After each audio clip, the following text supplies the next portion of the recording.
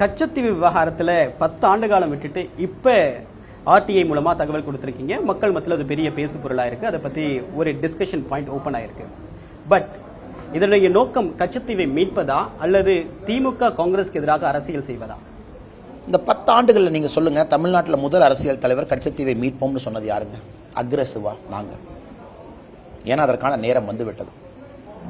அதற்கான நேரம் ஏன் வந்துருச்சுன்னா, நம்முடைய மீனவ சொந்தங்கள் தினமும் கூட கைது செய்யப்படுவதை கண்டிப்பாக நம்மால் பார்த்து கொள்ள முடியாது. கைது செய்கிறாங்க, திரும்ப நாங்கள் பேசுகிறோம், 14 நாளில் கொண்டு வரதெல்லாம் ரெண்டாவதுங்கண்ணா.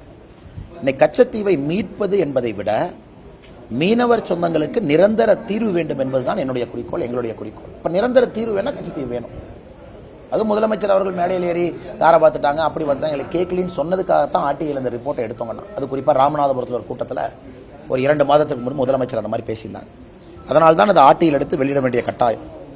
உண்மை என்ன நடந்துச்சு? எங்களுடைய குறிக்கோள் எந்த மாற்றம் இல்லை. கச்சத்தீவை நோக்கி படிப்படியாக சென்று கொண்டிருக்கின்றோம். அதே நேரத்தில் ஒரு விஷயத்தினுடைய ஆழமும் உண்மைத்தன்மையும் மக்களுக்கு தெரியப்படுத்த வேண்டும் என்பதற்காகத்தான்.